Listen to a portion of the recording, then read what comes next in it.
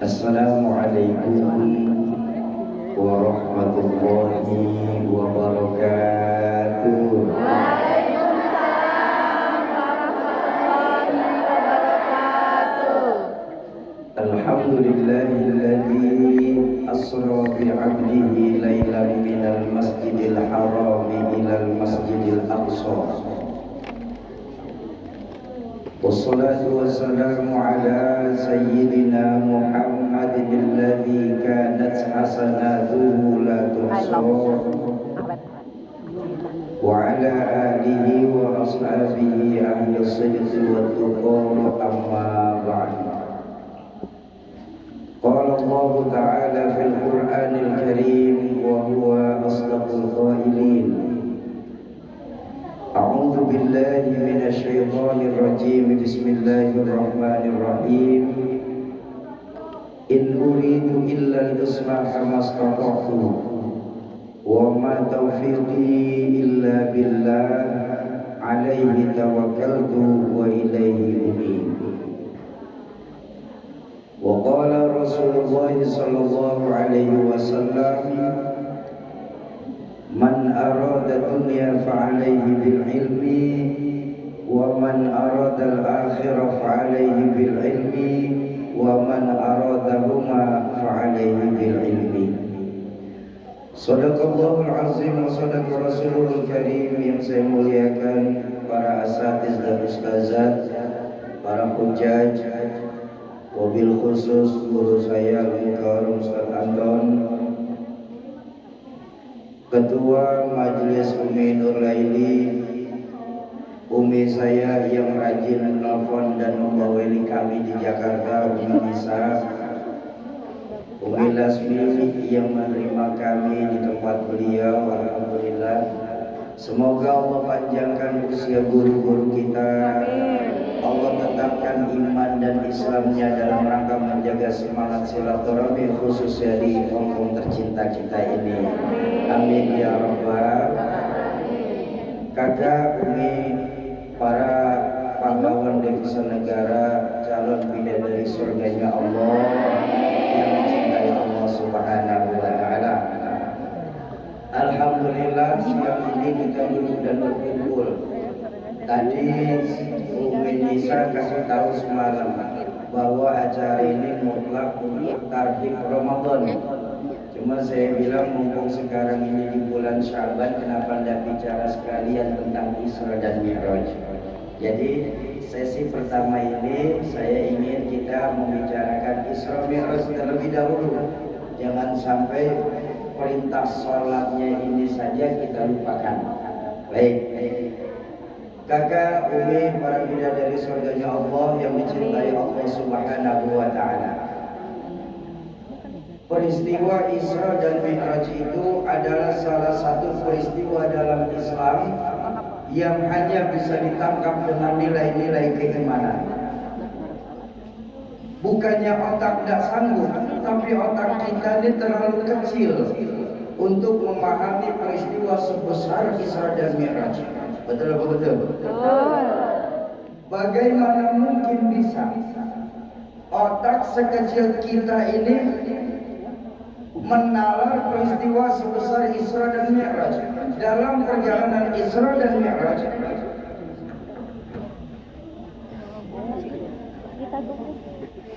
tes alhamdulillah, suara saya jadi nggak sampai mana saya barusan? Bagaimana mungkin bisa otak sekecil kita memahami peristiwa sebesar Isra dan Mi'raj? Dalam perjalanan Isra Mi'raj, baginda Nabi melakukan perjalanan yang amat sangat jauh. Bahkan sejarah mencatat menembus 3 buah alam. Alam nasut, alam malakut, alam lahut.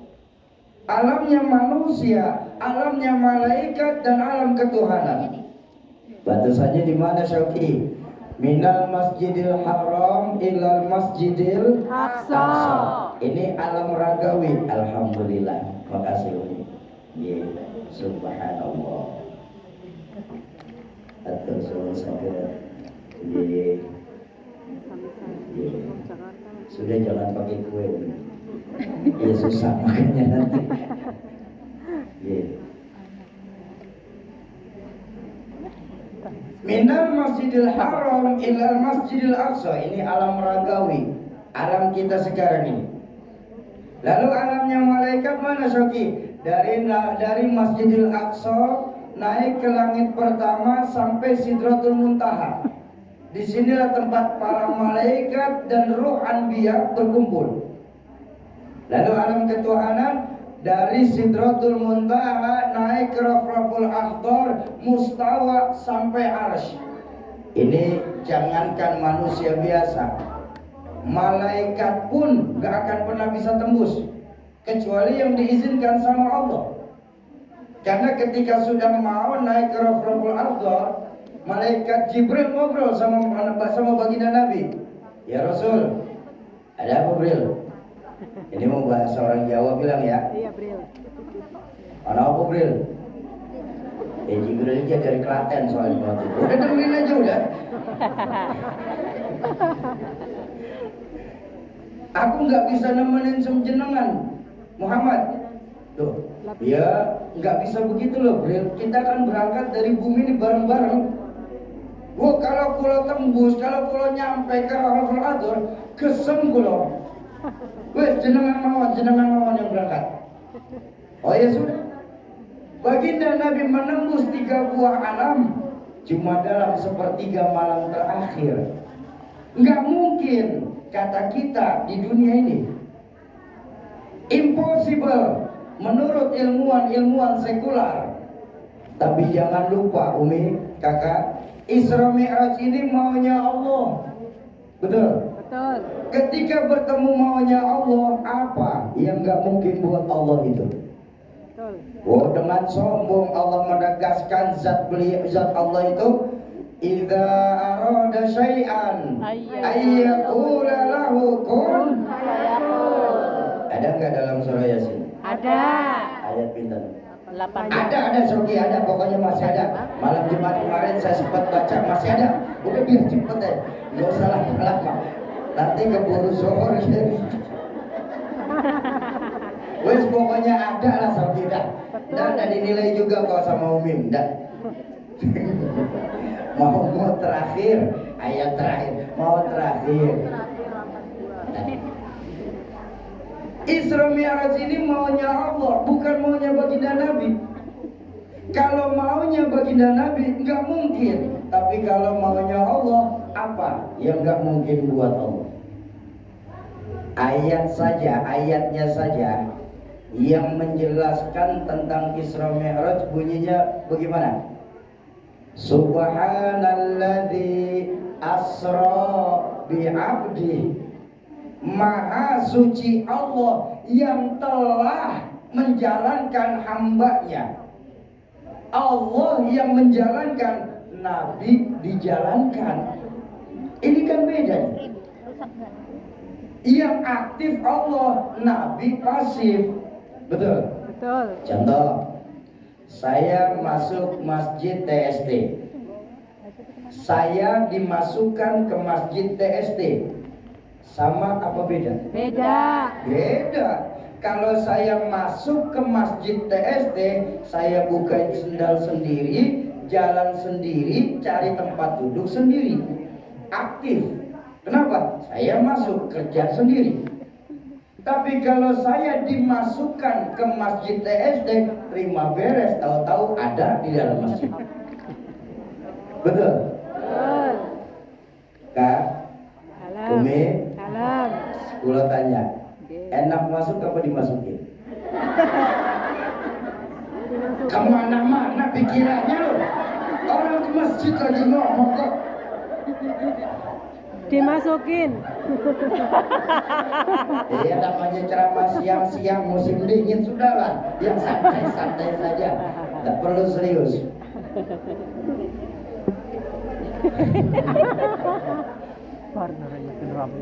Kalau menurut hukum logika, nah, yang namanya agama itu kan terbentuk pada 2 perkara. Ya, hukum logika, hukum otak kita sekarang ini, hukum dunia itu terbentur dua perkara. Sebab akibat. Namanya agama itu pasti ada yang bisa dilogikakan, tapi juga banyak hal-hal yang tidak dapat dilogikakan. Kenapa? Kalau dalam agama semua berlogika, tidak perlu agama, perlunya ilmu pengetahuan. Karena dasar ilmu pengetahuan adalah logika. Tapi kalau dalam agama semua tidak bisa dijelaskan pun bukan agama, tapi dongeng, cerita. Yang namanya agama ada hal yang bisa dilogikakan, banyak hal yang tidak dapat dilogikakan. Nah, tapi hebatnya agama tidak fanatik buta. Ketika bertemu dengan hal yang tidak dapat dijelaskan, insya Allah bisa ditangkap dengan nilai-nilai keimanan. Saya bilang tadi, hukum logika, hukum otak kita itu terbentur pada dua hal, sebab akibat. Itu hukum otak. Apapun yang terjadi, sebab akibat. Makanya ngapura, minta maaf. Saya ini termasuk orang yang tidak percaya hukum karma. Kenapa? Karena dalam Islam nggak ada hukum karma. Ada tuh yang karma itu kalau pas Ramadan banyak. Kurma. Iya beda dikit nggak sih? Salah artinya. Hukum dunia itu cuma sebab akibat. Contoh, ketika ngelihat anak kecil, otak saya berpikir, kalau ada anak kecil pasti ada ibu, pasti ada bapak. Ini hukum logika, hukum sederhana, hukum dunia. Kenapa? Bapak ibu namanya sebab, anak namanya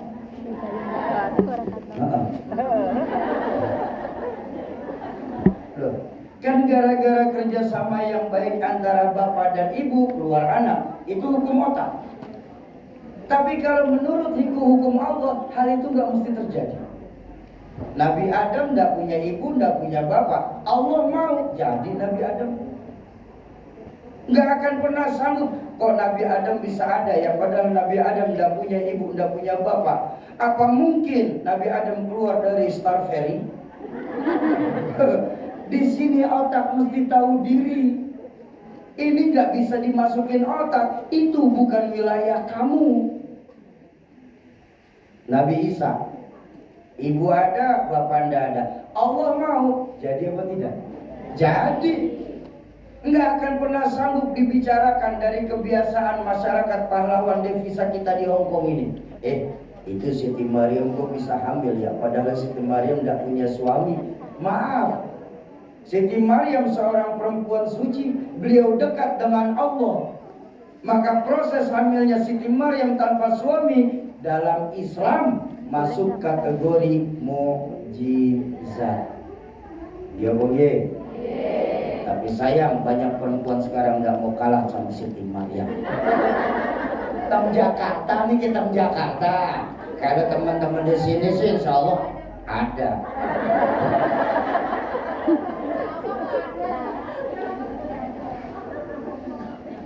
Nah, makanya kalau minta maaf, banyak minta maaf.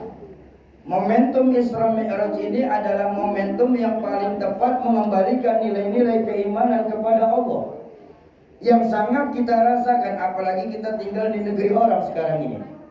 Akibat kebutuhan kita akan dunia yang semakin meningkat, menyebabkan iman kita kepada Allah yang semakin menurun saat ini. Betul? Apa? Banyak dari kita sekarang ini sering menarik agama ke dalam logika. Dan ketika tidak sampai, akhirnya agama kita otak-otak. Betul? Contoh begini dah, paling mudah sekarang ini. Kira-kira ketika ada kayu, ada meteran, ini hukum paling mudah saja. Ini logika paling sederhana saja. Ada kayu, ada meteran, itu kira-kira kayu ikut meteran atau meteran yang ikut kayu? Yakin? Betul. Kalau memang meterannya yang ikut kayu, percayalah tidak akan ada meteran yang sempurna. Kenapa? Kalau kayunya lebih pendek, meterannya yang dipotong.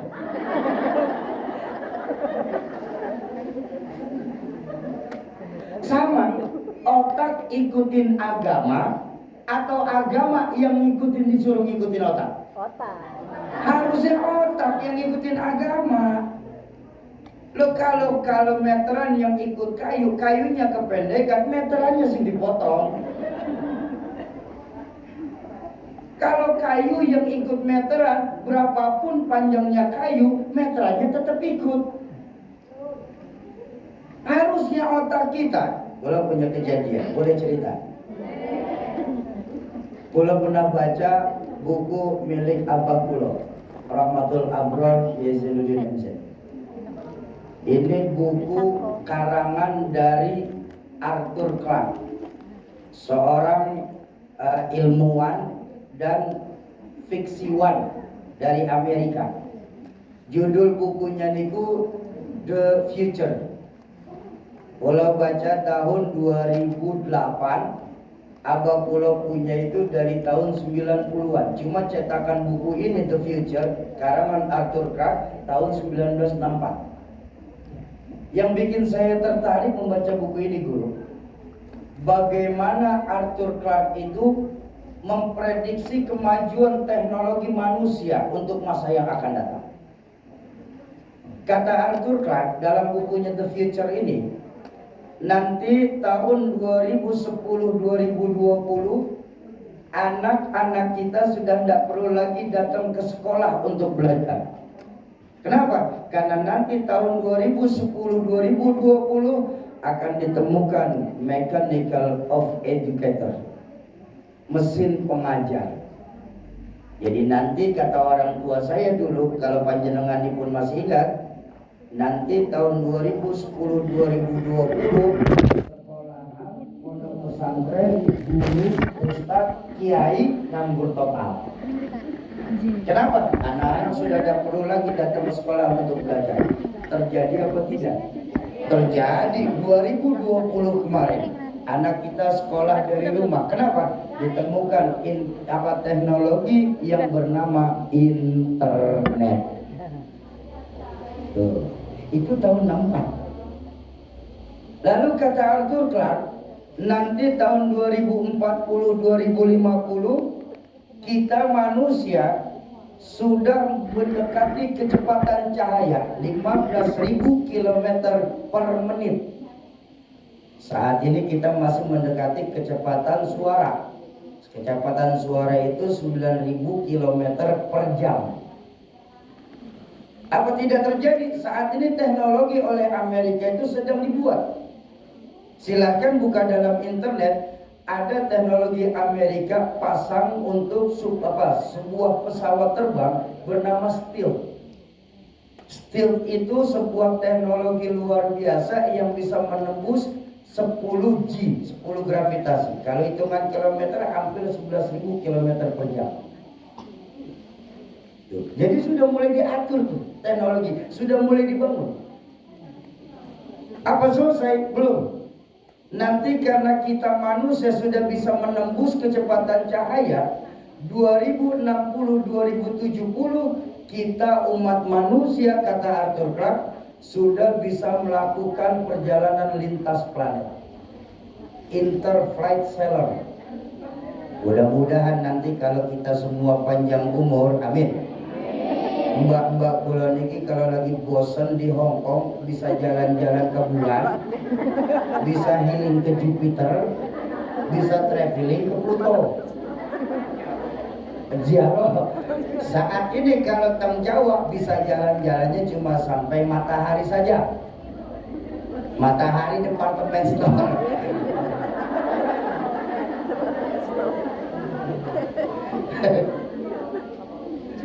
Lihat. Dahsyatnya orang-orang barat, ilmuwan-ilmuwan luar negeri, tahun 1964 mereka sudah memikirkan bagaimana bisa hidup di bulan. Betul. Lah kita orang Indonesia sampai saat ini masih pusing memikirkan bagaimana hidup dari bulan ke bulan.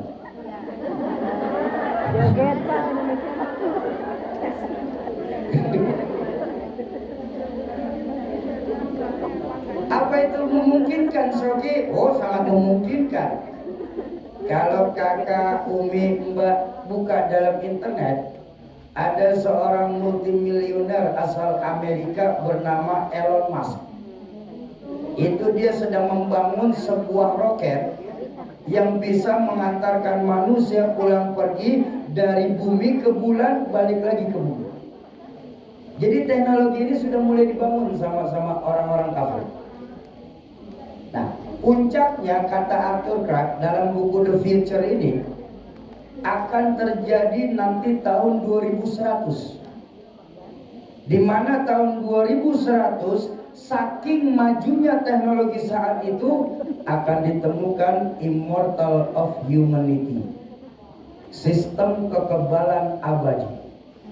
Jadi nanti tahun 2100 saking pintarnya ilmuwan-ilmuwan dunia akan ditemukan semacam vaksin anti malaikat maut. Sampai sini yang semuanya bicara. Sampai sini terlihat kurang ajarnya kita sama Allah. Betul. Lalu kita manusia sudah ditegaskan kullu man 'alaiha fan wa yabqa wajhu rabbika dzul jalali wal ikram. Semua ini cuma sebatas kefanaan. Bagaimana mungkin bisa kita yang fana ini bisa mengalahkan Tuhan yang luar biasa? Makanya pantas Albert Einstein, beliau itu seorang yang ateis. Albert Einstein itu tidak punya agama ternyata. Tapi di balik keateisannya Albert Einstein, beliau pernah menulis begini: knowledge without religion was going blind. Ilmu pengetahuan yang tanpa didasari dengan agama, maka mereka akan jadi buta. Kenapa? Karena menarik agama ke dalam logika. Umi, kakak, para pahlawan devisa, para bidadari surganya Allah yang dicintai Allah Subhanahu wa Ta'ala. Makanya saya minta maaf.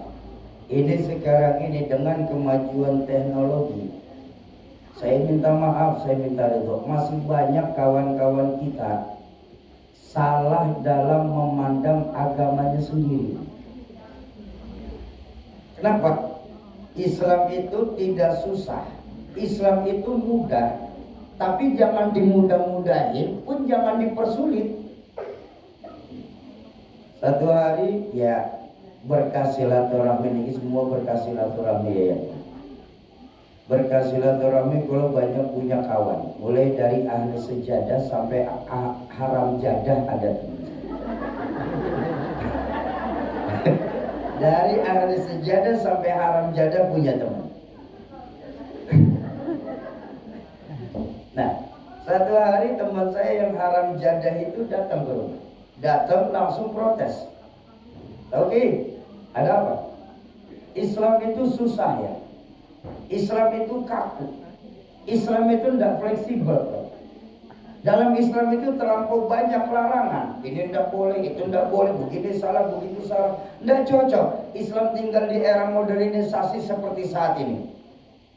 Saya bilang, bukan Islamnya yang susah, cara kita yang memandang Islam yang salah. Maksudnya bagaimana, Soki? Saya bilang Islam itu agama yang mudah kok. Contoh, sholat itu ibadah yang paling kaku. Betul apa betul? Saking kakunya, walaupun kita lagi sakit dan bisa bangun, tapi selama otak kita masih sadar, maka sholat wajib ditunaikan. Betul kan? Enggak ada yang namanya keringanan. Kita lolos sholat wajib mengqadha. Tapi tengok, di balik kekakuan sholat, kalau lagi melakukan perjalanan safar, boleh diringankan menjamak sholat. Bahkan jamaknya tidak tanggung-tanggung, bisa mengurangi jumlah rakaat dari 4 menjadi 2. Disebut jamak qashar. Tuh. Jadi susahnya di mana Islam itu? Umi, kakak, Sesempurna-sempurnanya sholat memang posisinya berdiri, betul?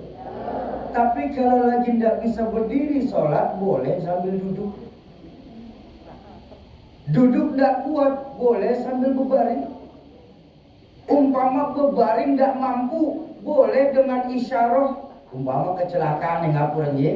Umpama ada orang kecelakaan, tangan, pinggang, kaki patah, nggak bisa duduk, nggak bisa berdiri, nggak bisa berbaring juga, serba salah.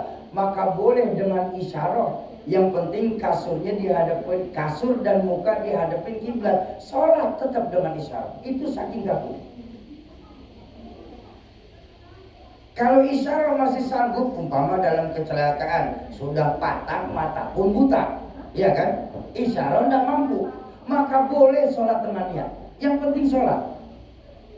Bahkan niat saja kalau sudah tidak bisa masih boleh disolatin.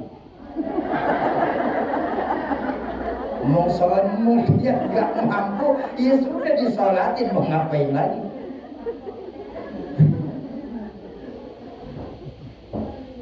Begitu banyak kemudahan-kemudahan yang Allah berikan kepada kita. Kitanya yang memandang Islam itu jadi berat. Malahan kata orang tua kulo, ketika kita dikasih keringanan sama Allah, ketika kita dikasih rukhsah sama Allah, tapi kita lebih senang mengerjakan secara sempurna, maka kita masuk ke dalam golongan di hadapan Allah itu orang-orang yang sombong. Kenapa? Dikasih keringanan kok tidak mau dipakai. Saya sama Ustadz Anton datang ke Hong Kong, disediakan flat sendiri. Tapi saya bilang, enggak, saya mau tinggal di flat di hostel saja. Maka saya kan, sombong banget Soki, saya siapin rumah kok enggak mau.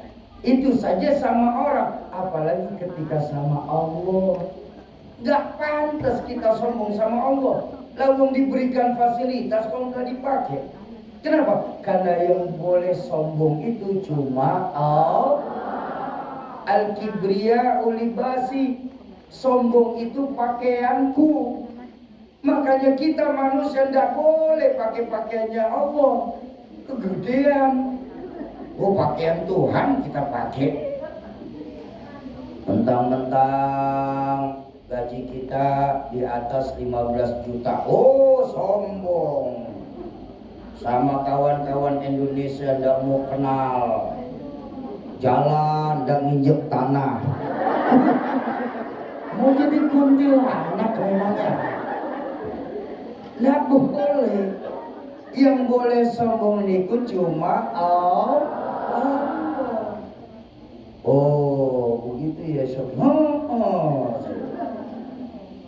Tapi kan Syauki, apalagi saya bilang sama kawan saya, dalam Islam itu tidak boleh minum minuman keras. Memangnya kenapa? Karena Nabi sendiri loh mengajarkan al-khamru ummul khaba'is. Khamr itu biangnya kejahatan. Saya bilang mungkin panjenengan salah mengartikannya. Loh, jadi dalam Islam itu hampir tidak ada larangan loh. Kalaupun ada larangan dalam Islam, larangan Islam itu cuma satu, tidak banyak. Apa itu? Yang dilarang sama Allah. Betul atau betul? Ya kalau nggak dilarang kan silakan lakuin. Iya, larangannya Islam itu banyak, larangannya Allah itu banyak. Minum khamar ndak boleh. Oh, bukan ndak boleh, kata siapa ndak boleh? Jadi boleh? Boleh. Jenengan senang minum khamar? Aku senang Soki. Silakan minum khamar sebebas-bebasnya. Tapi nanti di dalam surga, bukan di Hong Kong minumnya. Dia bunyi. Belum masa begitu sih Soki? Silakan buka surah Muhammad. Dijelaskan dalam surah Muhammad itu, wa anharum min labanin lam yataghayyar ta'muhu, wa anharum min khamrin ladzatin lisyaribin, wa anharum min asalin musaffa. Sungai yang mengalir di dalam surga terdiri dari 3. Susu yang tidak akan membuat kenyang bagi peminumnya. Arak yang tidak akan pernah memabukkan bagi para peminumnya sebanyak apapun diminum. Dan madu yang ketika diminum badan kita akan sehat selama-lamanya. Jadi yang tidak boleh itu di dunia. Di akhir, di sorga mah bebas. Madu boleh, benar. Yang nggak boleh itu di madu.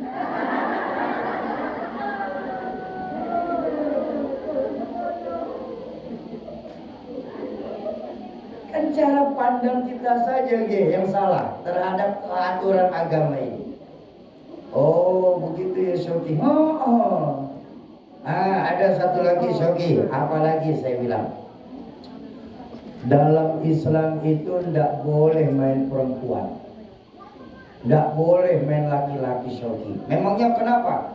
Karena sampai ditegaskan dalam Islam itu wala taqrabuz zina. Jangan coba-coba kalian deketi itu zina. Saya bilang, nah inilah bahayanya ketika kita belajar agama tidak ada guru. Kenapa?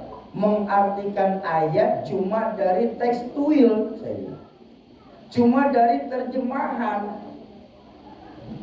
Justru Islam itu agama yang fitrah, saya bilang. Islam itu saking fitrahnya sangat memahami kebutuhan dasar manusia. Kan kita manusia menungso niki kan diciptakan 2. Diberikan akal, diberikan nafsu. Betul. Islam itu memahami perempuan senang sama laki-laki. Senang apa tidak? Senang apa tidak? Kalau tidak senang kita obatin sama-sama sih. Laki-laki senang sama perempuan, perempuan senang sama laki-laki. Itu fitrah.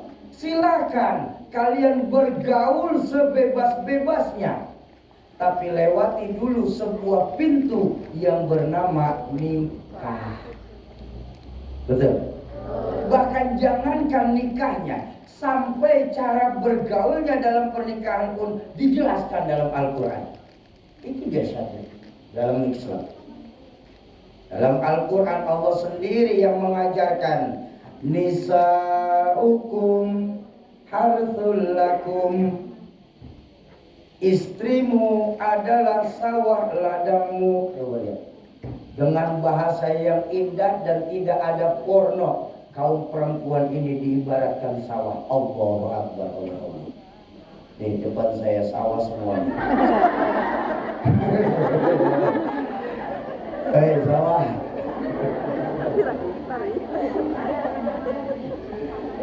Istrimu adalah sawah ladangmu.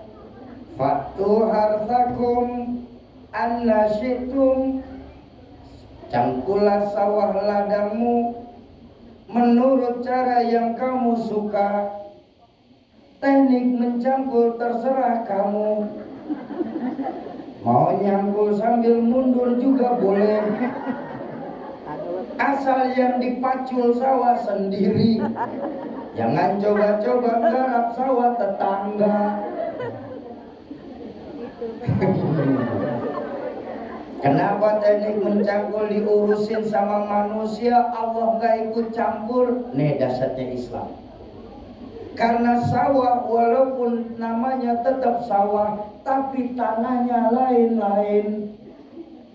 Ada tanah gambut yang baru secangkulan udah ngeluarin air.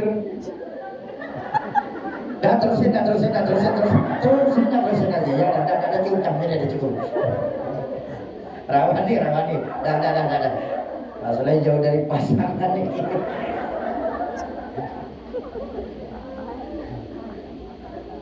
Jadi Islam itu bukan agama larangan, Islam itu agama aturan. Betul? Saking hebatnya Islam mengatur, jangankan cuma umatnya yang boleh nikah, sampai penceramahnya pun boleh nikah. Tenang lo gimana? Non sewu. Kalau niki kalau dalam Islam penceramah nggak boleh nikah, kalau pilih berhenti jadi penceramah. Lu fitrah lu. Coba. Dahsyatnya diajarkan dengan proses penciptaan Adam dan Hawa.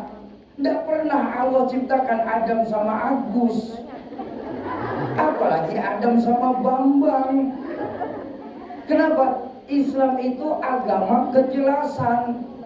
Laki-laki wajib menikah sama perempuan, betul? Ada perempuan. Islam itu agama kejelasan. Kenapa? Karena Nabi kalau meninggal dunia, coba deh, Islam sampai meninggal pun kita dipikir.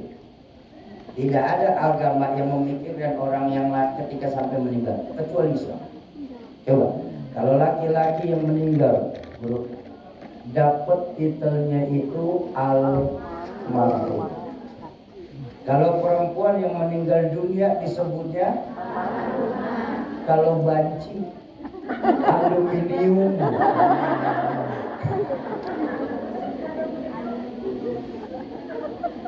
Jadi sekali lagi, ayo kita perbaiki iman kita ini, mumpung masih banyak ulama-ulama yang hadir ke Hongkong ini. Rajin hadiri majelis-majelis ilmunya. Supaya apa? Supaya kita benar dalam memandang Islam. Islam itu agama aturan, bukan agama larangan. Bahkan dari bangun tidur sampai tidur kembali kita diatur dalam Islam. Iya apa nggih? Bangun tidur, alhamdulillahilladzi ahyana ba'da ma amatana wa ilaihin. Begitu sudah melek sempurna, kita mau sholat subuh, wah sudah jam 4:30 kurang, masuk kamar mandi. Allahumma inni a'udzubika minal khubuthi wal. Keluar kamar mandi sudah rapi, kita mau berpakaian, mau pakai kerudung. Bismillahirrahmanirrahim, la ilaha illa huwa. Sudah selesai kita disuruh sama tuan rumah ke pasar. Begitu keluar rumah kaki kiri, Bismillahirrahmanirrahim, tawakkaltu 'ala Allah, la haula wala quwwata illa billahil. Mau kita hendak naik bis, mau kita naik tram kan, begitu masuk kaki kanan, Bismillahirrahmanirrahim, majriha wa mursaha wa inna rabbi laghafurur rahim. Sampai rumah, karena di rumah agamanya beda sama kita, wajib tetap kasih salam. Apa salamnya? Assalamu alayna wa ala ibadillahis sholihin. Sudah menjelang tidur, kita mau kita tidur jam 10 malam, ambil wudhu dulu. Lalu setelah itu naik tempat tidur, baca Fatihah, baca Qul 3 kali, baca Mu'awwizatain sekali, baca ayat kursi sekali, tutup pakai Bismika Allahumma ahya wa bismika amut. Mulai dari bangun tidur sampai tidur kembali pun diatur. Apalagi ngapura, orang laki paling dahsyat tuh diatur sama Islam. Sampai pakai peci orang laki itu diatur pakai dalam Islam. Mau ceramah, mau hadir pengajian, rata-rata suami ibu kan pakai pecinya lurus. Betul nggak? Kenapa? Supaya rapi, orang melihatnya senang, timbul mahabbah di antara kedua orang tersebut. Mahabbah itu langsung dari Allah, mendapatkan pahala. Tapi begitu masuk masjid Simsamsui mau sholat berjamaah, angkat sedikit. Kenapa? Karena jidat bagian dari sujud. Akhir bulan bayar listrik, kakak belum ngirimin tagihan, miring. Belum dikirim, pusing bayarnya. Dagangan di rumah habis-habis begini udah ya.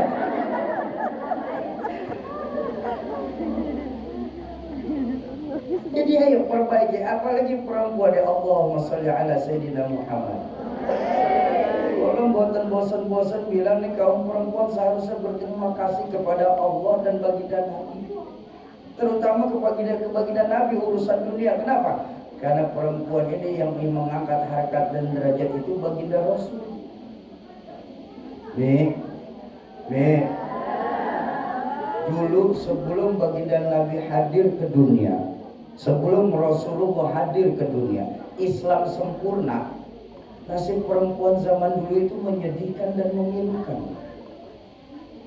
Ini minta maaf. Perempuan sebelum ada Islam itu seolah-olah dilahirkan itu hanya untuk melahirkan. Cuma sebatas pemuas syahwat.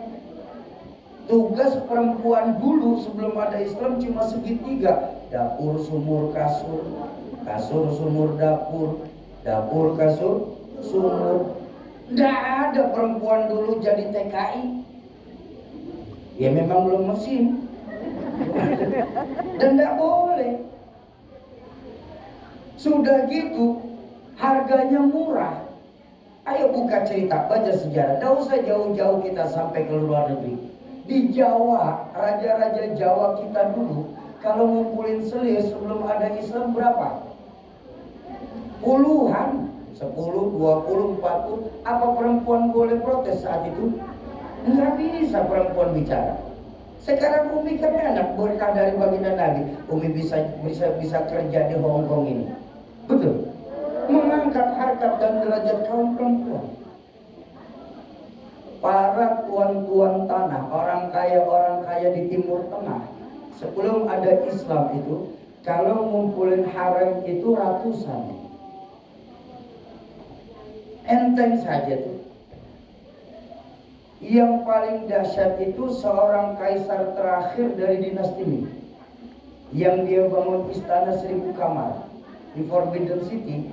Kenapa? Selirnya 1000.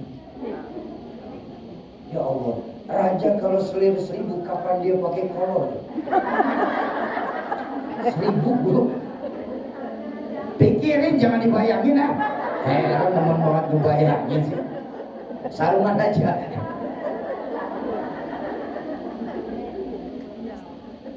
Begitu hina kaum perempuan saat itu, nih. Tapi tengoklah ketika baginda Nabi hadir ke dunia, terenyuh baginda Nabi melihat kaum perempuan. Bayangkan, Sayyidina Umar radhiyallahu anhu punya satu kebiasaan sholat. Ketika salam, ketika menoleh ke kanan beliau tersenyum, ketika menoleh ke kiri beliau menangis. Ada sahabat nanya, ya Umar, kok kamu punya kebiasaan aneh? Aneh kenapa? Kalau kau salam noleh ke kanan kau senyum, menoleh ke kiri kau nangis. Oh, kau mau tahu? Saya mau tahu, Imam. Mau tahu, Umar?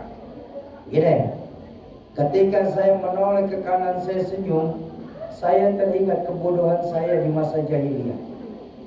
Bagaimana saat itu saya miskin, tidak punya apa-apa. Saya bentuk berhala dari roti gandum kering. Begitu selesai saya sembah, perut saya lapar, satu-satu saya protolin tuh berhala. Tuh gagahnya saya saat itu, sampai Tuhan pun saya makan.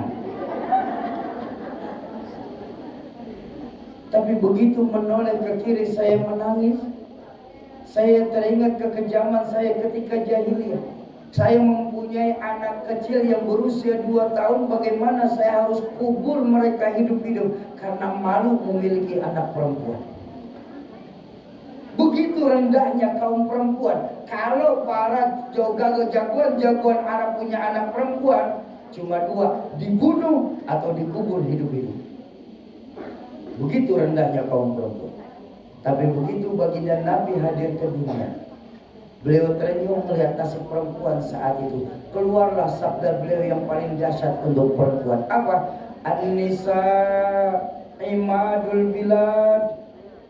Perempuan itu tiangnya negara. Kalau baik perempuan, baik negara.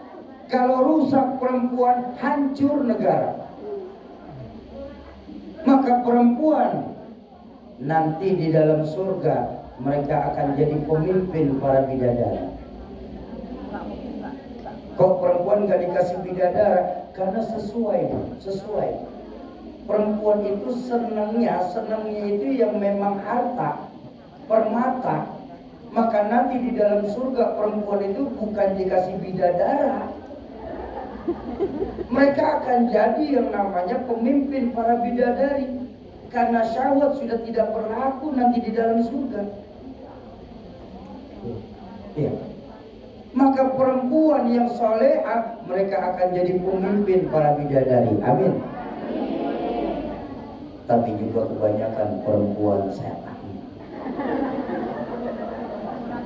Loh, kok begitu sih Roki? Kasar bener loh.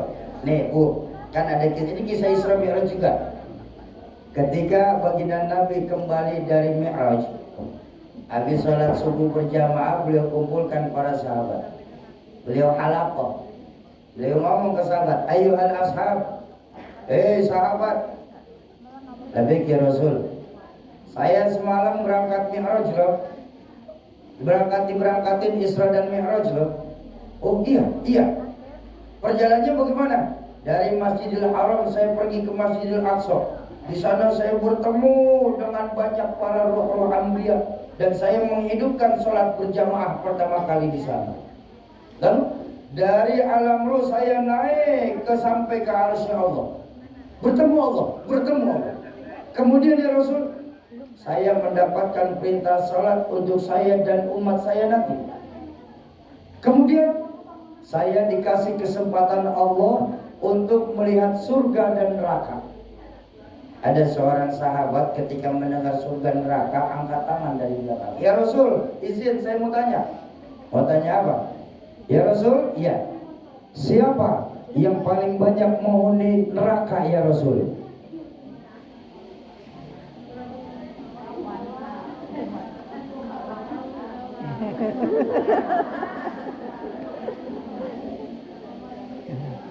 Amin ya Allah. Amin. Perempuan yang paling banyak menghuni neraka ya Rasul, itu yang saya lihat. Apa perempuan gak sholat? Sholat. Apa perempuan tersebut gak baca Quran? Baca Quran. Apa perempuan tersebut gak datang ke halaqah? Oh, rajinan perempuan halaqah daripada yang laki. Ya, lihat aja seragamnya. Ini lain organisasi, ini lain lagi, besok lain lagi. Kalau memang benar perempuan tersebut rajin ngaji, sholat, tidak tinggal pengajian, ikut, kenapa banyak kaum perempuan masuk surga, masuk neraka ya Rasul? Perempuan yang banyak menghuni neraka sambil berkacamata baginda Nabi, yang menyebabkan perempuan banyak masuk neraka itu cuma satu. Apa? Hunna yakfurnal asir.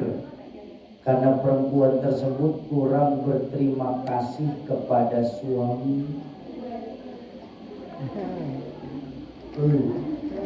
Kalau berangkat ke Hongkong atas ridho Allah, insya Allah dunia akhirat dapat.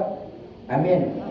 Tapi kalau cuma berangkat ke Hongkong ini cuma sebatas pelarian karena kesel sama suami, ya tapi suaminya suami yang bagaimana dulu? Karena dalam Islam memang sebaik-baiknya perempuan mereka yang ridho dan ikhlas berapapun pemberian dari suami. Tapi seharusnya laki-laki yang paling hebat dalam Islam mereka yang loyal kepada istri. Ini baru seimbang. Ini mohon maaf Umi, mohon maaf. Saya tidak senangnya sama orang laki begitu Umi. Egois. Makanya saya tidak senang sama laki-laki. Bahaya.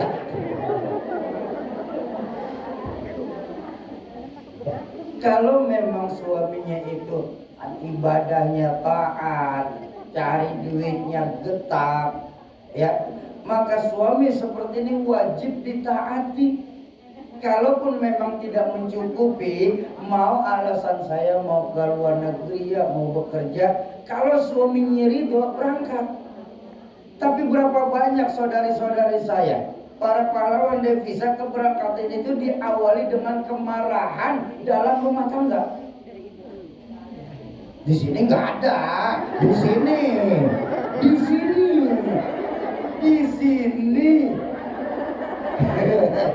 Nggak tahu di Victoria Park sana.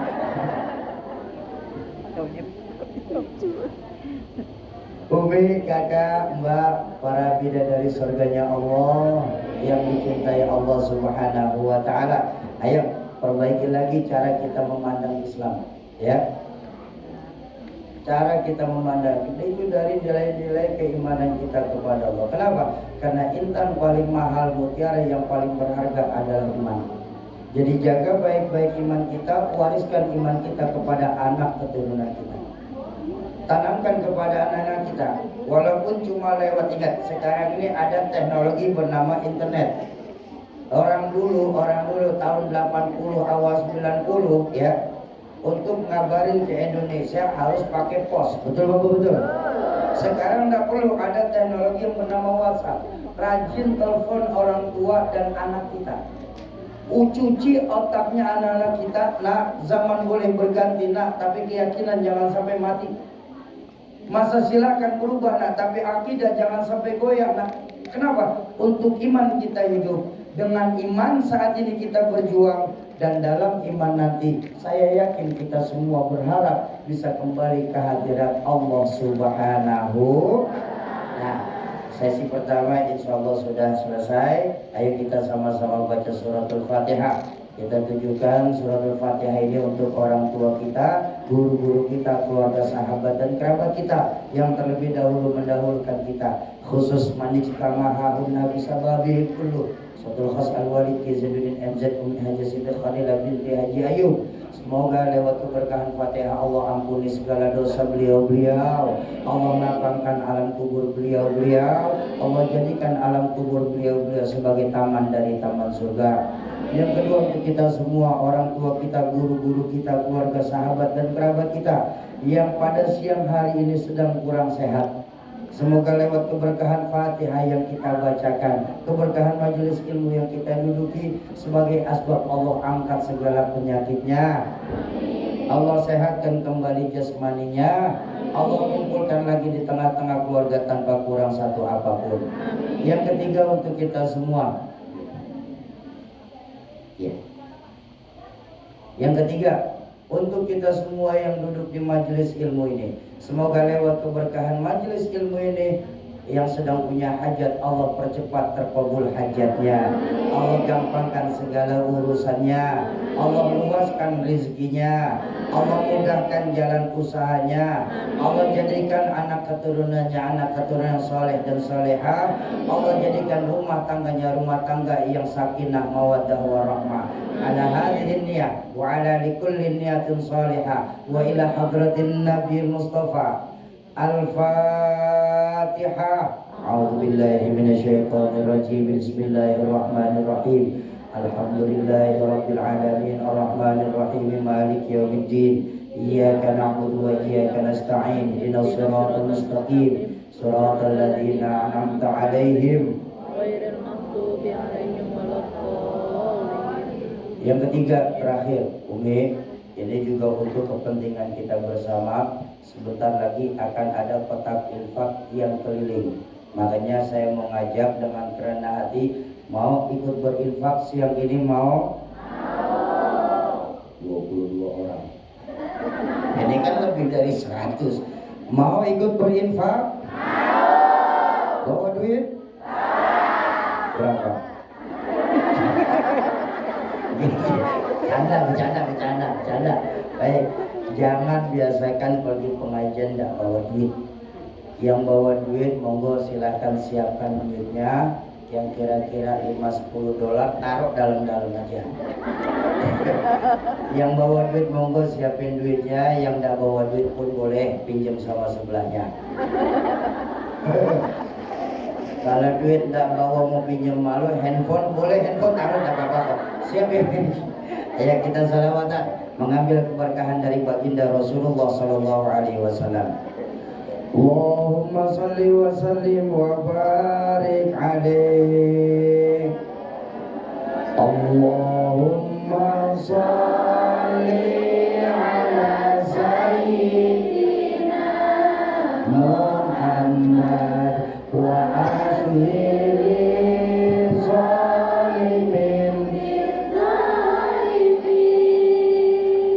Allahumma salli ala sayyidina Muhammad wa asli zalimin bizalimin.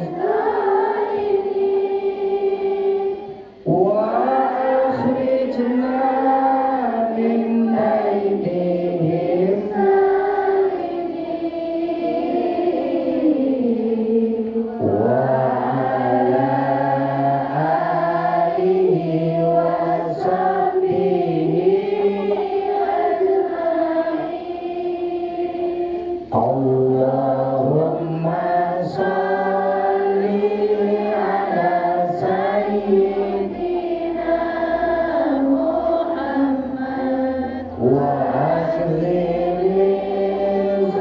الظالمين اللهم صل يا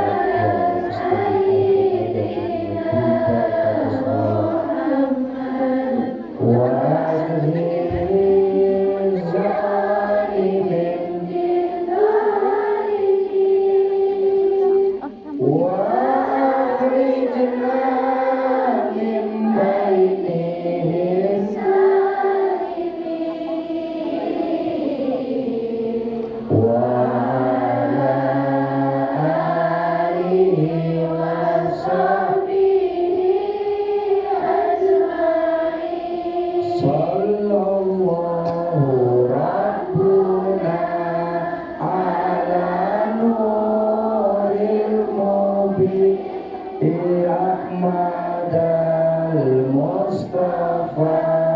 Sayyidil Mursalin wa ala alihi wa sahbihi ajma'in wa ala alihi wa sahbihi ajma'in Allahumma salli wa sallim wa barik alaih.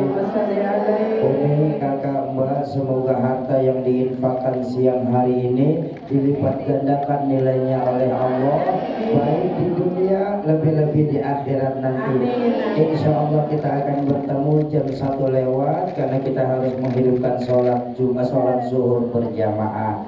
Terima kasih, mohon maaf, nanti pengajian kita sambung lagi sekitar jam 1 lewat. Usikum wa nafsi bitaqwallah. Assalamualaikum warahmatullahi wabarakatuh.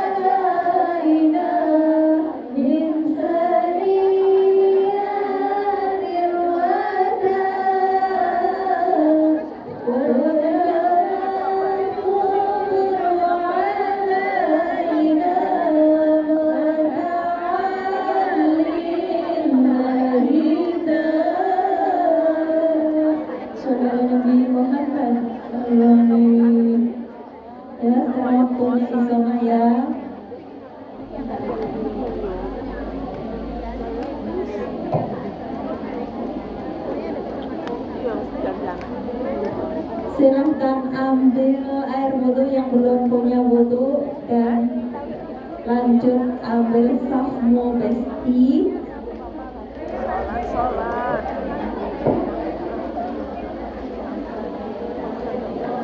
Kalau untuk bapak jemaah yang belum mempunyai wudhu boleh mengambil air wudhu sekalian sholat. Boleh sholat berjamaah ataupun sholat sendiri-sendiri dilanjut untuk makan siang. Terima kasih.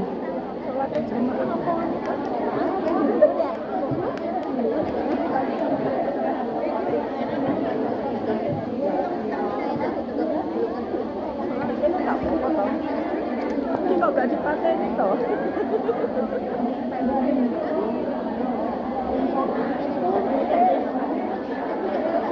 Kok gak dipateni?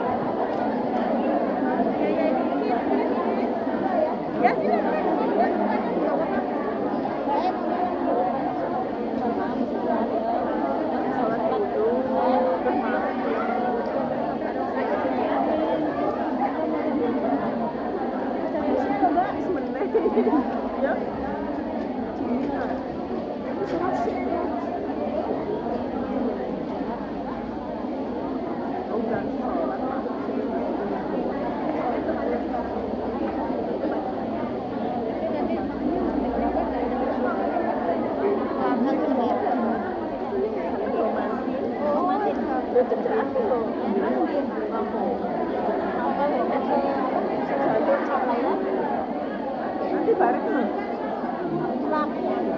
Jalan.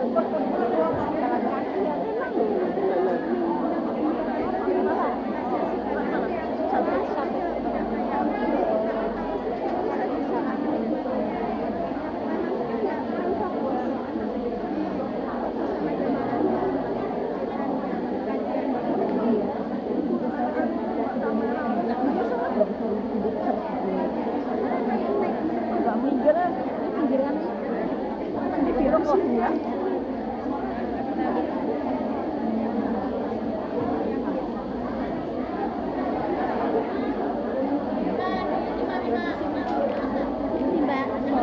Agak minggir ada kamera.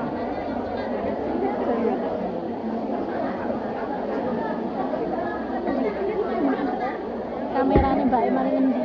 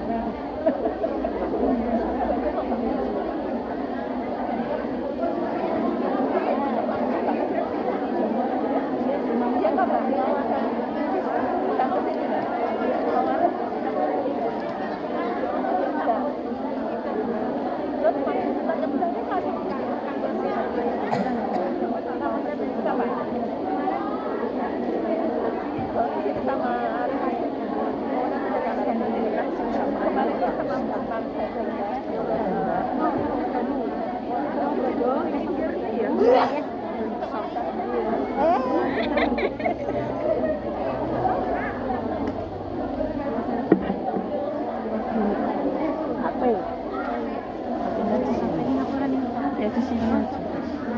Harus sini minggir. Enggak, kameranya udah dimatiin.